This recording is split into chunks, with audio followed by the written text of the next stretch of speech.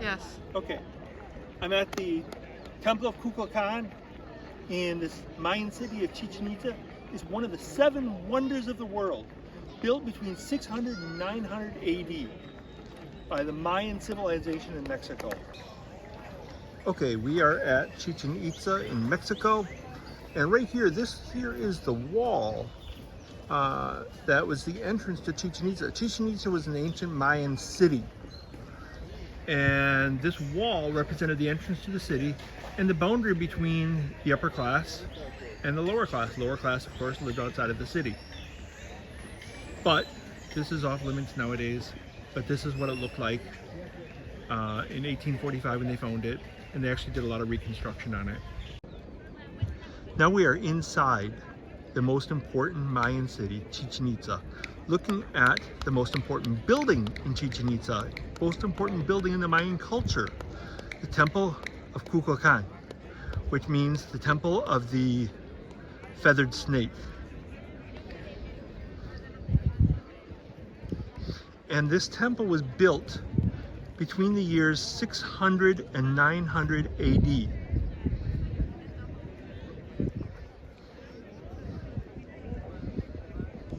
It was not built perfectly east, west, north, south.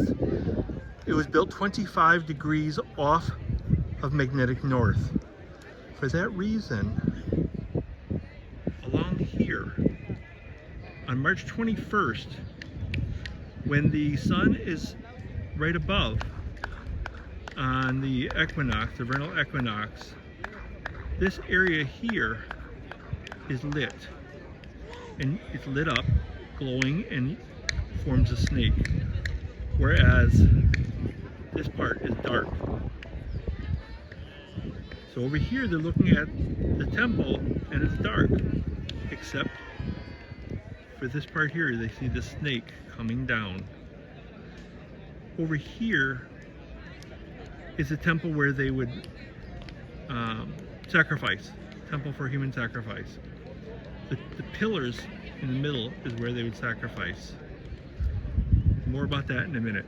There are over 400 buildings in this city. And I mentioned the city wall earlier.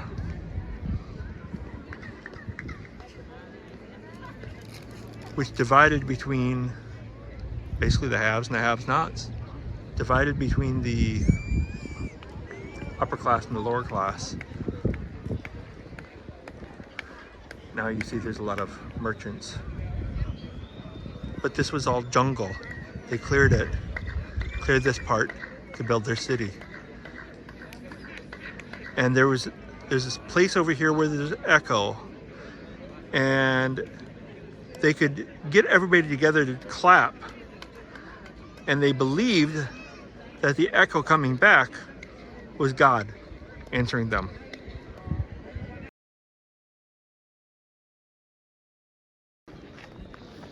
Okay, and I was talking about the snake that when you're standing on the other side at the vernal equinox, you can see the snake. So here's the mouth of the snake, and you can see the cracks between the rocks. All these are fairly smaller rocks that they used to build it. They didn't use big ones like the Stonehenge. So all of these were put together by hand. But then they used the sap of a tree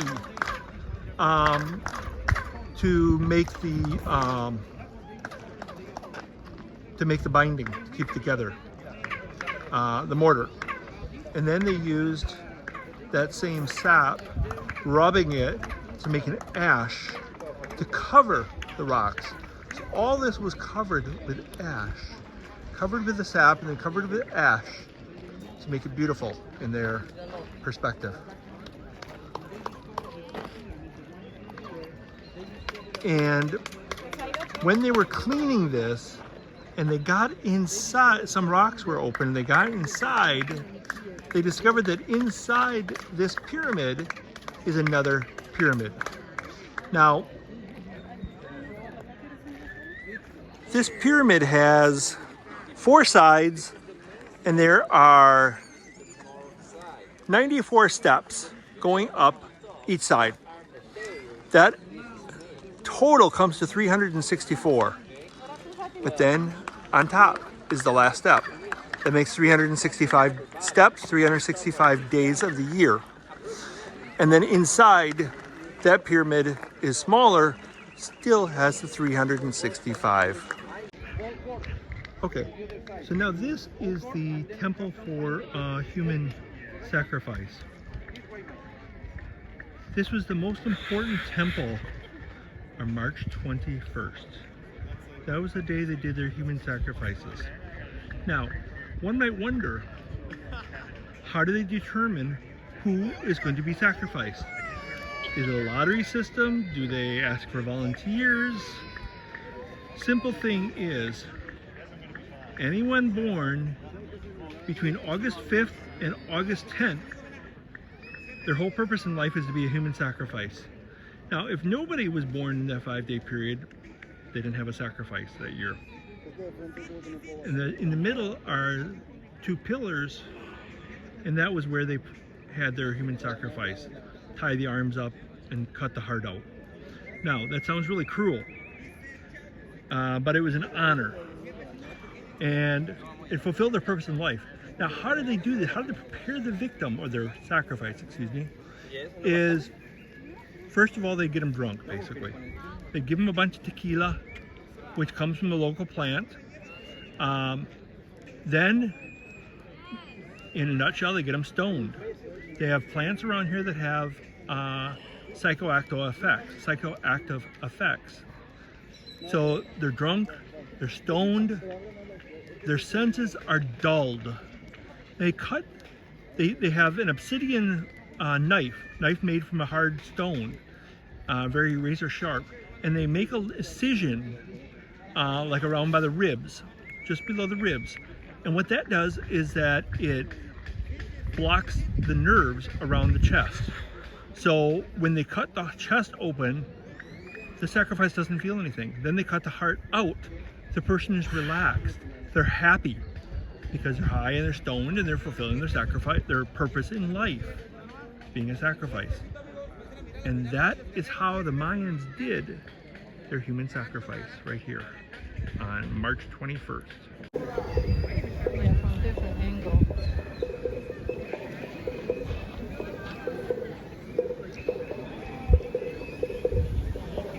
Oh no.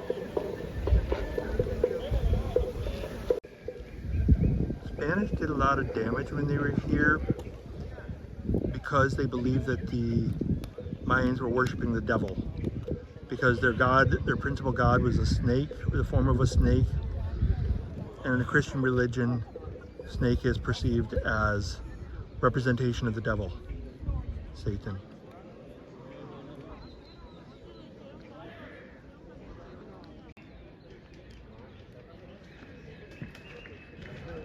In Chichen Itza, not just that main temple, Temple of Kukulkan, but the whole city is one of the 7 wonders of the world. And there are many other Mayan cities scattered around Mexico. And they knew this, they learned about these because of satellite images from NASA. What they thought were a bunch of mountains in Mexico, and they shared with the Mexican government, and their scientists knew that was wrong because there were no mountains here. So then they explored what these places were and found out that they were all a bunch of Mayan cities, Mayan temples. Each of the Mayan cities had their own king and their own temple. But of all the kings, of all the Mayan kings, the most important was here at Chichen Itza. So of all the temples, the most important was the Temple of Kukulkan, right behind these trees. Okay, and this building in Chichen Itza was built between 900 and 1200 AD. They believe that it was used for religious or similar purposes. They don't know exactly what, but you can see on the sides here, there's steps on all 4 sides, but on the sides of the steps is a winged serpent, winged snake, which is their god. Kukulkan. And then you can see the serpent's head, snake head on top.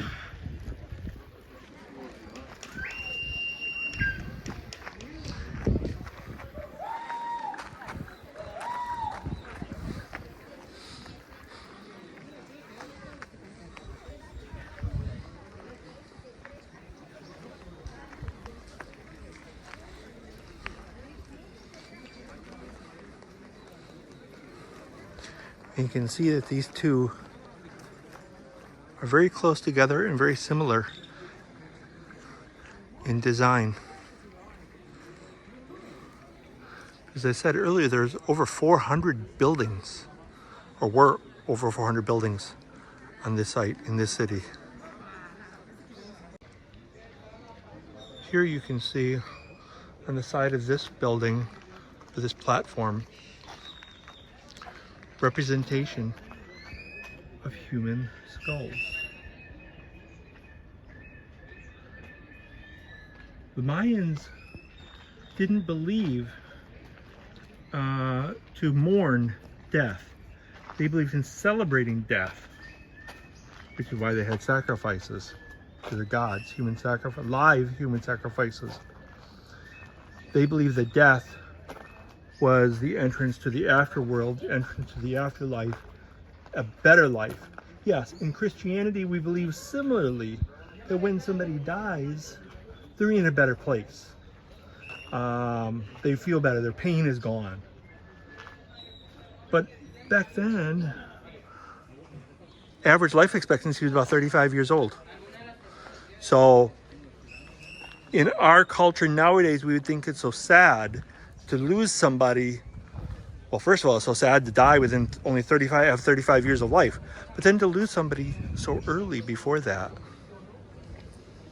But not to them. They celebrated death.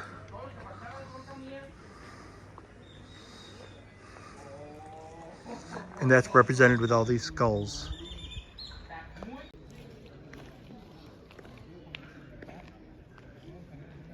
Also in the back of Chichen Itza, to the side of the temples and the sacrificial buildings, we find this arena, for lack of a better word. Don't know yet what it's for. I noticed the rings.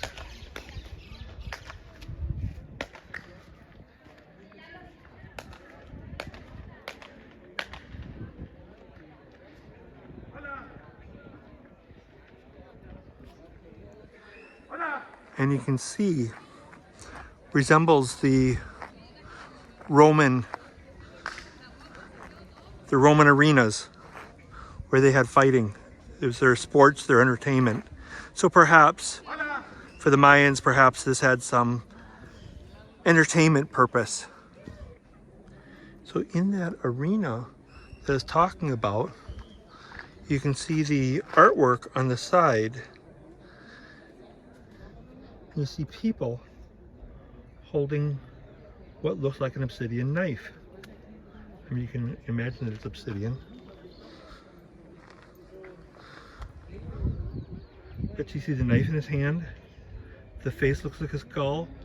He's got the feathers in his hair, so he's either religious, he's either a priest or a shaman or some other important person in their community.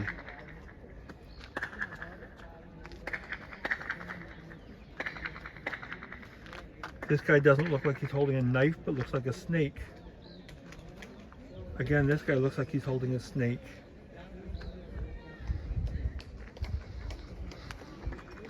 These tell a story.